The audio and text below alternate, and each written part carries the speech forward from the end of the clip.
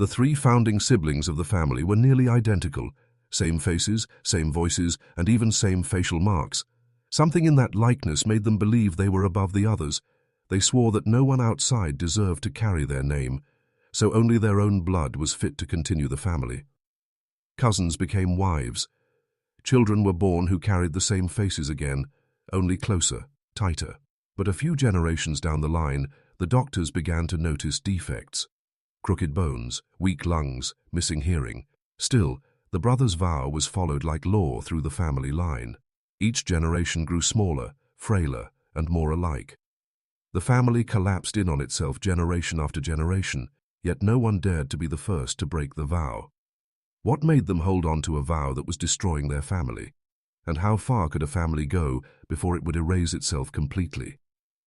Before we continue, take a moment to subscribe to X Archives, so that stories like this, sealed, misplaced, and almost erased, can be told again. And as you listen, tell us in the comments where in the world you are watching from and what time it is there now. October 1891. A plate photograph shows three brothers seated shoulder to shoulder, their two sisters standing at their sides like mirrors. 5 faces, all nearly duplicates, the same jaw, the same eyes, the same faint marks near the mouth, so alike that the photograph seems to have print one face 5 times. Anyone who saw it paused, but for the family it meant something far worse. They took it as proof that their blood was pure, and the brothers vowed it would never be mixed with outsiders they deemed inferior. To look at them is to see not 3 individuals, but one face repeated 3 times. A face that would become the template for nearly every child born in that valley over the next century. The photograph was preserved. In a family Bible, its edges worn from decades of handling. On the page opposite the portrait, the births are listed in tidy ink, names that begin distinct but grow familiar as the years pass. Within 2 decades, the children of these 3 would marry across one another's houses, their signatures looping and reappearing until the distinctions between cousin and spouse collapsed. The county marriage register confirms it. By 1915, the same surnames dominate page after page, each entry tied back to the households of the 3 siblings. Witnesses listed are never strangers, never neighbors beyond the ridge, but always kin. The same uncle standing behind one bride, then the next, and again the next. Their homesteads stood in a triangle within half a mile of each other. From the road below, one could see smoke rise from all 3 chimneys, as if the valley itself was breathing in unison. Footpaths wore themselves into the grass between their doors, so traveled that no outsider could mistake where the families passed their days. These paths did not lead outward, they led inward, circling between the 3 homes like lines on a sealed map. The siblings' decision was not announced, nor recorded in any formal document. There was no covenant written on paper, no public decree to keep blood bound within itself. Instead, the pattern revealed itself quietly, year after year. A cousin standing at the altar with another cousin. Their parents both descended from one of the original 3. Neighbors in the county seat noticed, though few spoke of it directly. The repetition of names in the ledgers required no explanation to those who handled them. Clerks turned pages where the same signatures returned again, the same loops of ink marking the same families binding themselves tighter. To the clerks, it was simply the way of that valley. To historians decades later, it would be the opening G-lines of a much longer tragedy. The photograph of the 3 siblings remains the anchor, the moment before the branches crossed, before cousins blurred into spouses and kin into heirs. To see their faces is to know the beginning of a circle that would never widen, only close tighter with each generation. And from the moment of that portrait onward, every child born within those 3 households would be delivered by the same pair of hands. The midwife of the valley, her pocket ledger filled with the same 4 surnames, bore witness to what the photograph had already foretold. The photograph of the 3 siblings was only the beginning. Every child born to their households and to the houses joined by them came into the world through the hands of one woman. Her name appears only once in the county register, noted simply as attendant beside a birth in 1893. But her role stretched far beyond a single entry. For more than 40 years, she carried her pocket ledger, a small calfskin book, where she recorded every delivery she performed. It is this notebook, more than any church or county record, that reveals how tightly the valley's families bound themselves. The handwriting is firm at first, each line set with confidence. The surnames she records repeat quickly. 4 names, written over and over, across decades of pages. It is as if she were copying a single entry dozens of times, with only the given names altered. Whole generations arrive, yet the same 4 families persist, their blood folded back upon itself. On certain lines, she added a discreet mark beside the child's name. A single symbol, no larger than the head of a pin.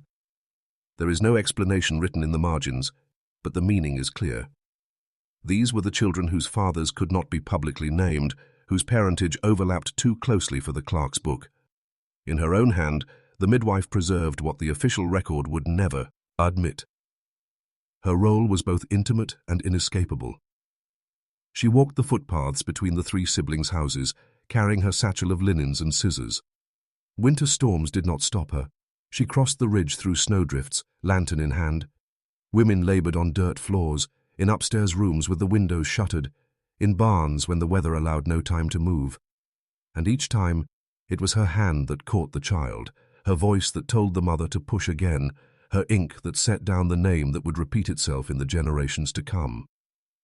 In time, her own daughters entered the same cycle, each married into one of the original families, their children bound to cousins, then to second cousins. When her grandchildren were born, she delivered them too, pressing their names into the same notebook she had been filling since her youth. It is as though she midwifed not only the births, but the entire bloodline's decline, page after page, until her hand trembled with age and the ink thinned at the edges of the paper. By the final years of her work, the repetition had become unnerving. Flipping through her ledger is like listening to a refrain that will not end. The same 4 surnames, the same handful of given names, the same marks where fathers were absent from the page. She preserved not variety, but sameness. Her notebook ends without ceremony, the last entry dated 1932. The final child she recorded would be carried into a schoolhouse where every desk was filled with children who mirrored one another. Teachers spoke of the difficulty in telling them apart, and photographs show rows of faces that seem to repeat, as if copied from a single mold. By the time the midwife laid down her pen in 1932, the children she had delivered filled the wooden desks of the valley's schoolhouse. In the class photographs from the 1920s and 30s, their faces are lined in neat rows, stiff collars and bowed heads, yet there is little to tell one child from another. Their hair parts the same way, their jawlines carry the same slope, and their eyes hold the same downward tilt. To the townspeople, this resemblance was unremarkable. Every child resembled family, and every family resembled the rest. But to those who arrived from outside, the sameness unsettled. One teacher who served a single winter in the valley wrote in her margin notes that she relied less on names than on kinship maps she drew herself: Mary's boy, Thomas's cousin, Eliza's brother.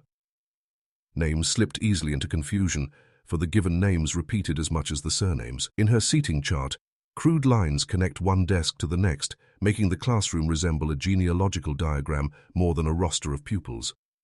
The photographs reinforce her words. Boys in wool knickers and boots, girls in dresses buttoned tight to the neck, all looking directly into the lens. A stranger examining these images decades later might assume the children were siblings, perhaps even twins dressed alike for the occasion. Yet the teacher's notes confirm otherwise. Many were cousins, some more distantly related, yet their resemblance collapsed those distances until bloodline and appearance became one. In playground recollections, children remembered being mistaken for others, sometimes scolded for mischief they had not done, sometimes praised for reciting lessons someone else had mastered. Outsiders, passing through the valley on rare visits, often remarked aloud, "They all look as if stamped from one mold." Such words rarely reached the parents' ears, but when they did, the response was indifference. To the families, similarity was not strange, it was expected. The sameness stretched beyond the schoolyard.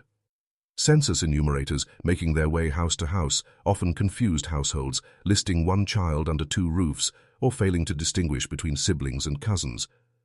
These errors crept into the official records, leaving the genealogical trail as blurred as the faces themselves. For those who lived inside the valley, such duplication was simply life. A neighbor was always also kin, a classmate was a cousin, and resemblance was never questioned. The midwife's ledger had prepared the way, page upon page of the same surnames looping back into themselves. The school photographs were simply the visual confirmation of what the records already foretold. Yet amid these rows of familiar faces, one child's story stands apart. Not because he looked different, but because the lines of kinship bent so tightly around him that he occupied two places at once. In the county genealogy, his name appears twice, once as a son and again as a nephew to the same man. His face was no different from the others in the photograph, but his lineage revealed a collapse deeper than any resemblance could show. Among the school photographs of the 1930s, one child appears twice, at least on paper. His face is indistinguishable from the others in the rows, yet when the county genealogy is compared against the birth register, his name surfaces in two branches. In one entry, he is recorded as the son of a woman whose husband's name is missing. In another, written scarcely a month later, he is listed as the nephew of that same husband. The duplication is not a clerical accident. It is the product of overlapping marriages between siblings, the kind of entanglement that blurs where uncle ends and father begins. The missing father's name in the first record speaks louder than any signature. The clerk left a space blank rather than expose what was understood in whispers. For the boy himself, there was no mystery. He slept at times in his mother's house, at times under the roof of the man who was both his uncle and by blood his father. Neither arrangement was hidden from neighbors, no scandal attached to his movement between households. It was treated instead as necessity, a practical solution which, in lines of kinship, folded too tightly to untangle. His school records reveal the same ambiguity. On the roll, he is marked once beneath his mother's surname, again as part of his uncle's household. Teachers made note of the duplication, but let it stand, knowing correction would not change the reality. In attendance logs, his name carries two different addresses, yet both within sight of each other's chimneys. What survives of his life is pieced together from ledger and recollection. He worked the same fields as his cousins, who were also his half-siblings. He shared meals in one kitchen before bedding down in another. To him, the dual placement was not contradiction, but ordinary life in a town where kinship was circular. His laughter, his chores, his schoolwork, none of it carried the weight of the record-keeper's dilemma. The genealogical collapse that produced him was not an isolated occurrence. His case stands out because the record preserved the duplicity, leaving both entries side by side in ink that has not yet faded. But in truth, many children carried similar knots of blood, their fathers listed ambiguously or not at all. In his example, the structure of the town becomes visible. Overlapping unions so common that a boy might be both nephew and son to the same man. His story is not remarkable for its uniqueness, but for what it foreshadows. The same generation that produced him would soon witness an even more binding union, one in which not merely siblings but identical twins would marry cousins from the same family. In those ceremonies, 4 bloodlines would narrow into 2, and the pattern that began with 3 siblings in a portrait would tighten once more. The boy whose name appeared twice in the register was only a sign of what was to come. His blurred lineage belonged to a generation that saw the bloodlines pulled tighter still, until cousins became spouses and kinship folded in on itself with deliberate precision. In the spring of 1919, a wedding was held in a farmhouse cleared of furniture, benches borrowed from the church and carried uphill to form 2 neat rows. At the front stood identical brothers, 2 men so alike that guests spoke of needing to watch carefully to know which one was speaking. Their groomsmen were cousins, their bridesmaids sisters. The brides, 2 first cousins from a neighboring household, stepped forward wearing dresses sewn from the same bolt of cloth. They were not sisters, yet their shared features, narrow chins, pale brows and a heaviness in the eye, echoed enough to strengthen the symmetry of the scene. When the minister pronounced the vows, he did so twice, repeating the same phrases for each pair. The signatures in the register that day filled 2 lines, but formed a single knot of blood. Property deeds confirm what the vows had sealed. Each twin took a parcel of land from the same farmstead, their houses built side by side, back doors opening toward a shared yard. The proximity erased any distinction between the 2 families. Children ran between houses, meals were taken together, and the fields were worked as though by one household. As the years passed, the children of the twins and their cousin brides grew into mirror images of one another. Census takers recorded their heights within an inch. Their voices carried the same cadence, and neighbors recalled their gaits as indistinguishable. To watch them walking down the road was to see the echo of their fathers, two bodies moving in step, bound by something deeper than simple resemblance. What made this union distinct was not only the similarity of the twins or the closeness of the cousins, but the deliberate nature of the match. This was no accident of proximity, no happenstance pairing. It was arranged, planned within the family, an effort to keep the land intact and the blood within its bounds. The double wedding was both a celebration and a strategy, a tightening of the circle into which no outsider could enter. The valley accepted this arrangement with quiet nods. To the community, marriages within blood had long been the rule rather than the exception. But the double wedding stood as the most visible example of what had been occurring for decades, in quieter, less formal bonds. It made plain the pattern others had only whispered about, binding 4 lines into 2 and erasing distinction between cousin and spouse, sibling and in-law. And yet, there are fragments of evidence, letters creased with age, ink fading across the page, that suggest this union, and others like it, were not merely born of convenience or chance. Some were arranged by design, agreements drawn between cousins who pledged in writing to marry only within their own. The photograph of the twins and their brides may be the most visible record, but the truth of their choices was preserved in words written in private. The double wedding of the twins and their cousin brides was remembered as a spectacle, but it was not the end of the pattern. The ceremony revealed what had long been true. The families of the valley did not marry outward. Yet whispers suggested something stronger than custom, something written down, that gave form to what had always been spoken quietly. In the summer of 1927, a letter was folded into a trunk that survived the decades. The paper is creased, yellowed by time, and carries the faint smell of wood smoke. Its message is brief, barely more than a sentence, but the words are direct. Keep the blood as it was given. Beneath the line stand 2 signatures, the loops of the ink unmistakably tied to 2 cousins from the founding families. At the bottom margin, 2 names in smaller hand appear as witnesses, both elders who had themselves married within the circle years before. The document is remarkable for its plainness.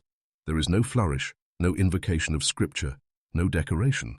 It is less a proclamation than a pact, meant not for the world beyond the valley, but for the kin within it. The handwriting is steady, the ink faded, but legible, and the words remain as stark now as they must have been then. What followed makes clear that the covenant was not symbolic. Within months, the marriages it foretold took place. The county register lists unions between the signatories and their intended cousins, the ink of their vows mirroring the ink of the letter. Witnesses at the ceremonies included the same elders who signed as guarantors, ensuring that the promise was carried out not only in word but in deed. The impact of the covenant is visible in the years that follow. Where before the repetition of surnames could be dismissed as chance or habit, after 1927 the pattern hardens into design. Children are born whose parents' names align directly with the pact. Cousins cross into spouses with deliberate precision, their households settling side by side, property preserved within the circle, the blood kept as it had been declared.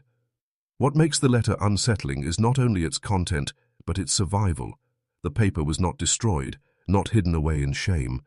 It was kept, carried forward through inheritances, as if the families wanted the words remembered. To read it now is to see intent laid bare. This was not the drift of isolation, nor the accident of circumstance. It was a decision, witnessed and affirmed, to turn the circle inward and keep it closed. Yet history does not unfold without interruption. Despite the covenant, despite the resolve to bind blood to blood, the decades that followed would see one fracture. In the early 1950s, a woman from beyond the ridge arrived with her belongings packed into a single case. She would marry into the town and bring new blood with her. But the covenant's reach was long, and within a generation her name would vanish, her children absorbed back into the very bloodline the letter had sworn to preserve. The letter of 1927 had promised to keep the blood as it was given, and for a time the vow held. Cousins crossed into spouses, their unions witnessed by the same surnames that had written the pact. Yet history allows for interruptions, and in 1952 one arrived carrying a suitcase and a church dress. She came from 2 counties away, her name recorded once in the marriage ledger, and never again. She was not born of the valley, not bound by its unwritten rules. Her arrival was met with cautious welcome, hospitality given, but distance kept. The wedding was small, performed in a parlor rather than the church. Neighbors remarked on her accent, her different way of speaking, the slight curve of her cheekbones that set her apart from the faces long known. In the photograph from that day she stands beside her groom, his features heavy and familiar, hers sharper, more angular. The difference is striking, but it is not lasting. Within 2 decades, the children she bore would close the gap, their faces returning to the mold of the valley. Those children carried her cheekbones faintly, a softened inheritance of her face. Yet when they came of age, the marriages they entered told the older story. Each chose cousins from the founding families. Each returned the line to the circle their mother had momentarily broken. The surname she brought into the town, the only new name written into the ledger for more than half a century, disappeared within a generation. It does not survive past the margin of a single page. Her presence lingers only in faint traces, an altered curve of the jaw in a school photograph, a sharper outline in the brow of a child who would still marry a cousin. Even those who carried her blood most directly were quickly reabsorbed into the structure that had been set long before her arrival. By the 1970s, her surname had been erased from the land records, the school rosters, and the cemetery plots. It is absent from the stone markers that line the ridge. What remains are fragments. Her name on a marriage certificate, the photograph in its cardboard sleeve, a memory, spoken in low tones by the few who recall when someone from beyond the ridge tried to make a life inside it. She was the exception, the single breach of the covenant, but the strength of the pact was greater than her presence. The circle closed over her, as if she had never come. And yet, her arrival coincides with another change, one more subtle, one recorded not in her photograph or in the names of her children, but in the absence of names altogether. In the years following her marriage, officials began to close certain files, sealing off marriage records that had once been public. Whether to preserve privacy or to conceal the unions that would not bear scrutiny is uncertain. What is certain is this. After the outsider bride entered the valley, the doors of the archive began to shut. The outsider bride entered the valley in 1952 with her name written once into the ledger. Her children would carry faint traces of her features, but her surname would vanish within a generation. After her marriage, another kind of erasure began, not of faces, but of records. In the late 1940s, and more strictly after her arrival, county clerks began withholding certain marriage certificates from public view. At first they cited preservation, claiming that older documents were too fragile for handling. Later, the reasoning shifted. Privacy. Requests from genealogists and researchers were redirected, delayed, or quietly refused. Files that had once been freely available now required special permission seldom granted. The change was subtle at first. Clerks spoke of reorganizing archives, of protecting delicate paper from damage, of limiting access to sensitive material. Yet the pattern grew too consistent to ignore. Whole decades of records were set aside, their bindings stamped, but their pages withheld. It was not loss, but deliberate concealment, the paper preserved yet unseen, and family accounts suggest an even deeper silence. Some unions, whispered about in later years, were never recorded at all. Marriages performed in parlors, in barns, or by ministers related to the families themselves may never have reached the county seat. These ceremonies left no certificate, no official line in the ledger, only oral testimony and fading memory. In their absence, the bloodlines became more difficult to trace, though the faces in the photographs made plain what the records obscured. One clerk, interviewed decades later, admitted offhand that certain records were better left where they were. His words suggest not fragility of paper, but discomfort with what those pages revealed. The ledgers bore witness to marriages that would not withstand scrutiny, unions between kin that officials preferred hidden from public eyes. The timing is telling. The outsider bride arrived, her name a disruption among the familiar surnames. But rather than open the records wider to accommodate her presence, the response was the opposite.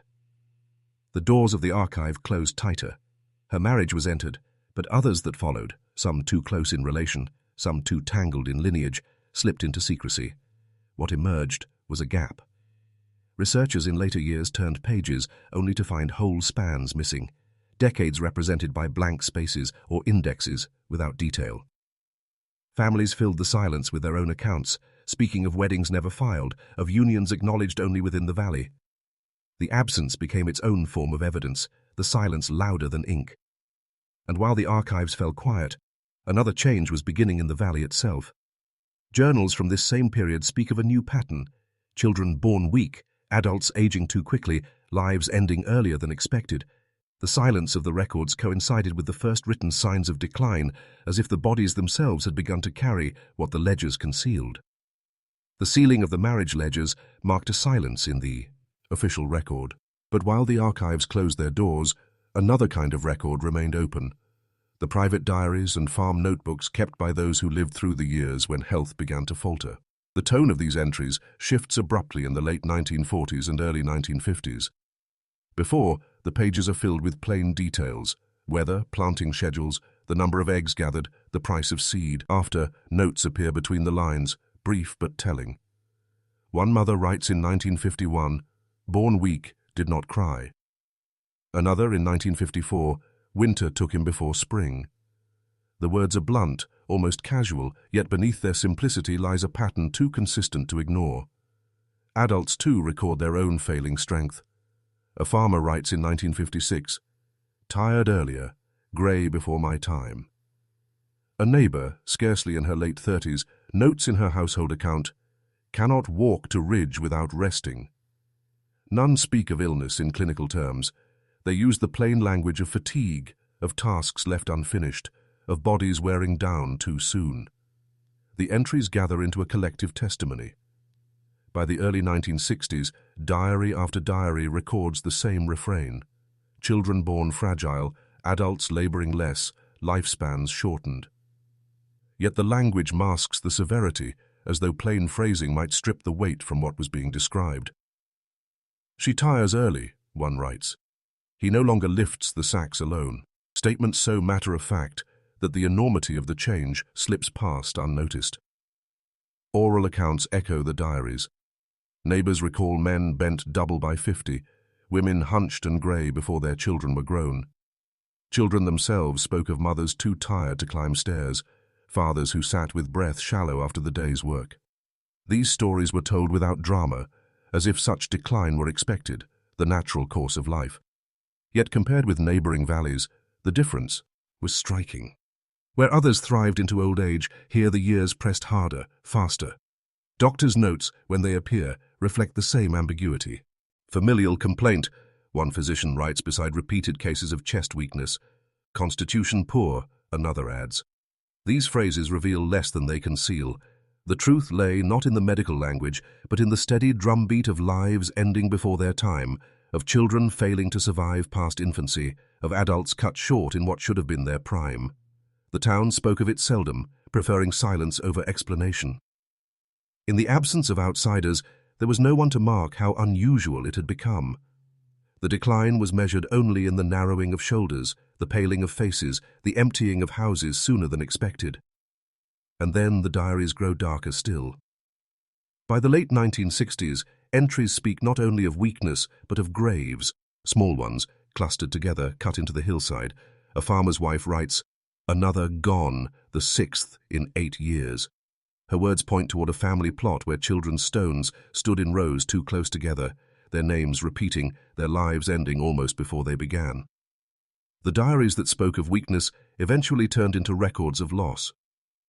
By the late 1960s, one family plot on the edge of the valley had grown crowded with stones that should never have been set so small. 6 graves, aligned in a row, each no higher than a child's knee, carried dates within the span of 8 years. The markers themselves were plain, wood at first, later replaced with fieldstone, yet the inscriptions reveal the pattern. Each child belonged to the same family. Their names repeat in the same few forms the valley favored: John, Mary, Thomas, Eliza. The carving is shallow, weathered, almost smooth, but the dates remain visible, the briefest of lifespans. Death records, when checked against the stones, use the same evasive phrases: fever, summer complaint, failure. Each word softens the truth, cloaking the finality in terms so vague as to conceal what was happening. They describe endings, not causes. No physician would write "born of close blood" into an official ledger, but the records, lined together, speak that truth without saying it aloud. A single doctor's notebook, preserved by chance, offers a glimpse behind the silence. In his entries from the late 1950s, he notes the same family returning to him again and again. The children fail to thrive, their bodies thin, their lungs weak, their bones fragile. Beside one name he writes a single word: inherited. The mark of uncertainty, followed by a question that carried more weight than he would ever put into an official certificate. He suspected, but he did not declare. His notebook was private, never intended for the archive. The burial ground itself was quiet, a clearing where grass grew longer than in the fields. Neighbors recalled how the father cut the earth himself, again and again, the rows closing in on one another until grief became routine. Funerals were sparsely attended, not because the valley was indifferent, but because loss had become so common that mourning had little ceremony left. For outsiders who later walked the ground, the sight of 6 small graves clustered together was unmistakable. Each was an echo of the next, each a reminder of how quickly a generation could be erased when the line of blood narrowed too far. The valley, which had once grown dense with children, was now beginning to thin. By the early 1970s, this thinning was no longer confined to one family plot. School records began to note shrinking enrollments, desks removed from classrooms, whole wings of the building closed as fewer children arrived each year. The burials had foreshadowed a larger truth. Not only were children dying young, but fewer were being born at all. The 6 small graves on the hillside were not isolated sorrows. They were signals of what was to come. By the late 1960s, the valley that once rang with the noise of children had begun to grow quiet. The schoolhouse told the story first. Built with 3 classrooms to serve the valley's many families, it had once held rows of desks filled with cousins, siblings, and neighbors, their voices carrying through open windows in summer. But enrollment lists from the late 60s show the handwriting thinning. Fewer names, fewer desks required. In 1967, the teacher noted simply, "Closed West Room, no pupils." By 1973, an entire wing of the building was shuttered, dust settling on maps still pinned to the walls. Birth announcements, once a regular feature in the county notices, began to thin as well. The few that did appear were quickly shadowed by notices of infant funerals. A mother might bring a child into the world in January only to bury them by March, the announcement of arrival and departure sharing the same column of newsprint. What had once been the valley's measure of vitality became a public record of its slow collapse. Elders spoke of the change quietly, some with resignation, others with unease. They remembered when children filled fields at harvest, when weddings filled parlors with laughter, when footpaths between homesteads were worn bare by the passage of kin. By the 1970s, those paths grew faint, grass closing over tracks once pressed down by many feet. Families began to say of their children not "when they marry," but "if they marry," a shift in language as telling as any ledger. The collapse of youth was not only a matter of numbers. It was the inevitable result of the circle drawn too tightly. Cousins who might once have married now found themselves without viable partners. Bloodlines that had folded back upon themselves for generations left too few choices, and many young men and women simply did not marry at all. What had once been a tradition of keeping the blood within became, by the final decades, a trap with no way forward. Photographs from school, events reveal the decline in stark form. Where once a class portrait captured 30 children crowded into a single frame, by 1975, a photograph shows barely 7, each one carrying the same familiar jawline, the same set to the eyes. Their resemblance had not lessened, but their numbers had dwindled almost to vanishing. The town spoke of God's will, of changing times, of young people seeking work in cities beyond the ridge. Yet the truth was simpler and more cruel. The bloodline had narrowed to its limit. The children who remained were both the proof of the old way and the evidence of its end. And within these shrinking numbers came the final generation, a handful of children born in the early 1980s. They would carry the last weight of the closed circle, their lives shaped by a history they did not choose, their names the final entries in a ledger nearly filled. By the early 1980s, the schoolhouse stood almost empty. Its walls still smelled of chalk and varnished wood, but the echo of young voices was gone. Only a handful of children passed through its doorway, the last born into the closed circle of the ridge. They grew up with a strange inheritance, the pride of belonging wholly to a place and the burden of knowing it had nearly suffocated them. Interviews taken decades later reveal a guarded tone. One recalls, "Every door was family." Another, speaking more quietly, admits that was the problem. They had learned to carry their history without naming it directly, as if silence itself was the final tradition passed down. The pattern of kinship was unmistakable to them even as children.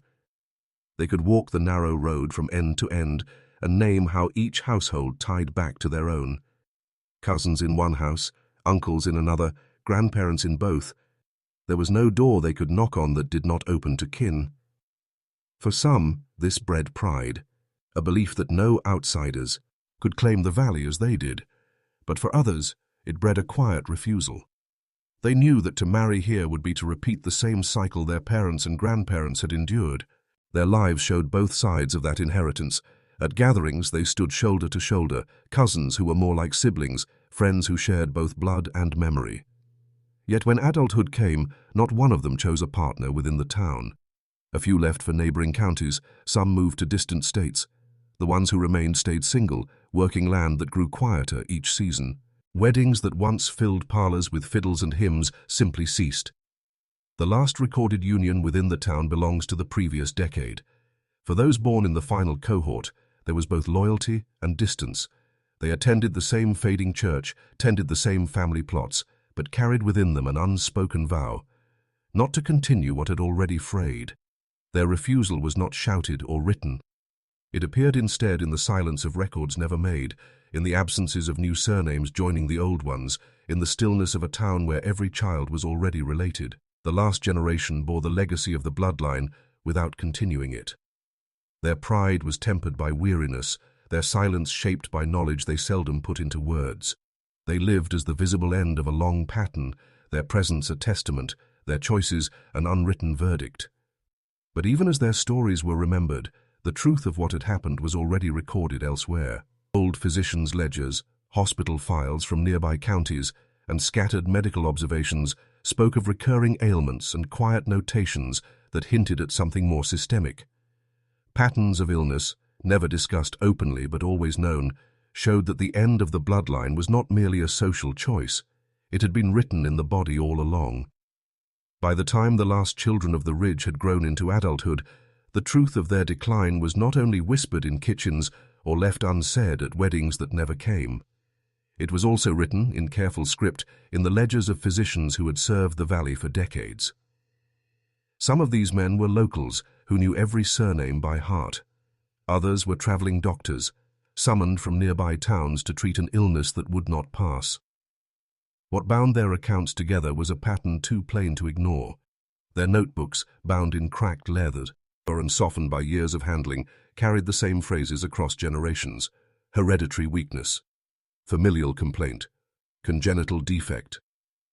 One physician, whose ledger survives in fragments, marked 3 brothers from the same lane with near-identical observations: shallow lungs, early fatigue, chest deformities that made each breath labored. Another set of pages, smudged with ink and thumbprints, recorded 2 sisters, cousins as well, whose children were born deaf within the same year. In the margins, a faint note in Latin suggested the cause was not chance, but blood. Again and again, the same conditions appeared in cousins who were also nephews, in siblings whose children intermarried. The words chosen were cautious, never direct. A doctor might write, "The weakness runs in the family," or "seen before in the kin of the mother." Behind such restraint lay a recognition they hesitated to publish openly, that the ailments were not visiting from without, but rising from within. The ledgers tell of bones that grew twisted before adolescence, of hands that trembled too soon, of children marked by fevers that returned each winter until they did not wake one spring. In some families, nearly every second child carried a similar mark: deafness, frailty, or joints so misshapen that work in the fields became impossible. These notes never became public records. They were kept between covers of paper, passed from father to son in the profession, guarded as private testimony of what everyone suspected. Such records rarely used the word inheritance, but their meaning was clear. In their silence and euphemism, one hears the unease of men who knew they were writing about something larger than an illness. They were describing a cycle that lived in the blood itself, invisible yet insistent, binding cousins and siblings into the same fate. For those who survived into old age, the toll was written in posture and breath. Farmers bent low before their fields were half sown. Women grayed before 40. Children leaned against desks, unable to sit upright for long lessons. Physicians did not need to trace pedigrees. The marks revealed themselves in body after body.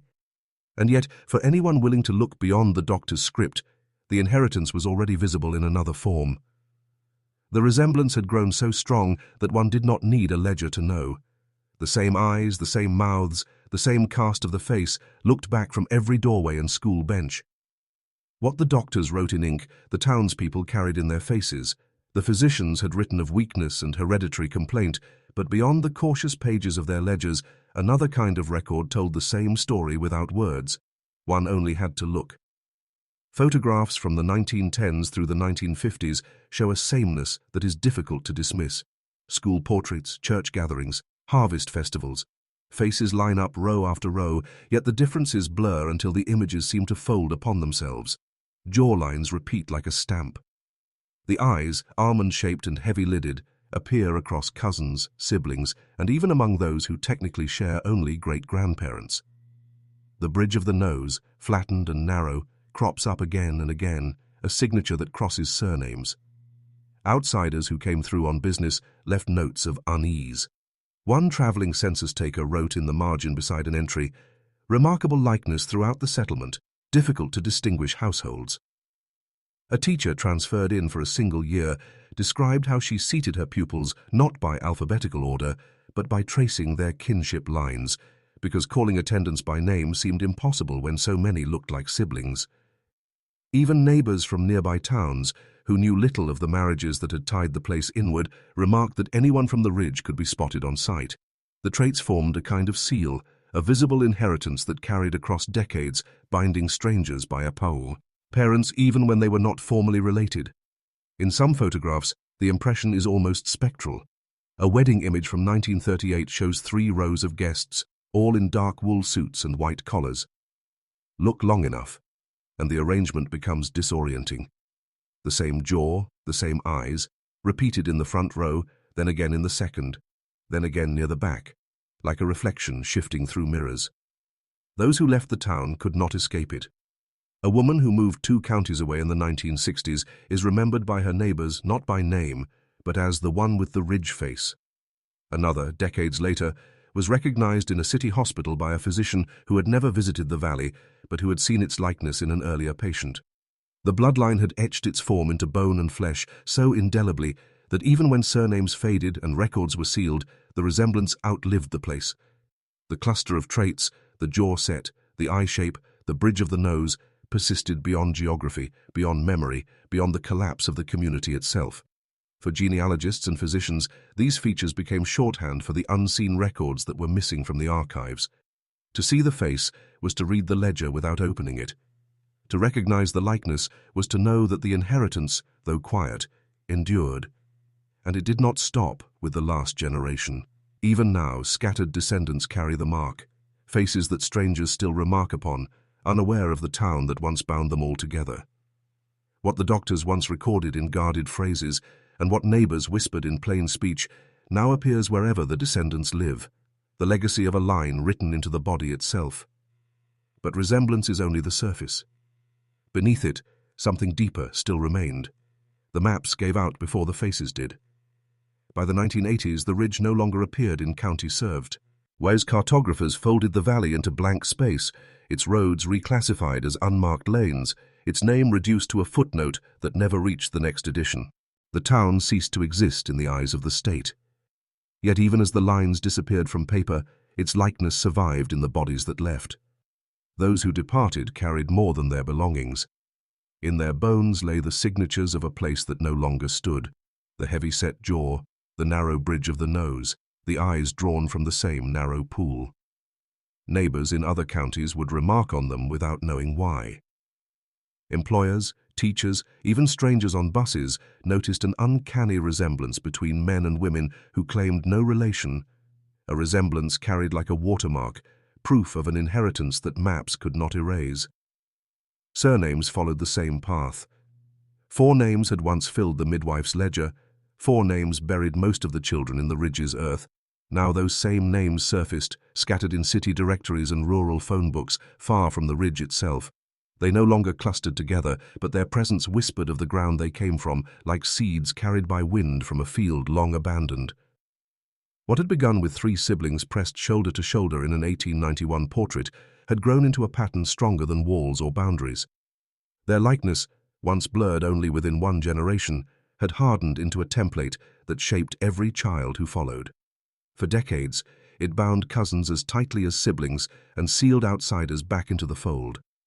By the time the town itself fell silent, the face had become the family, and the family had become the town.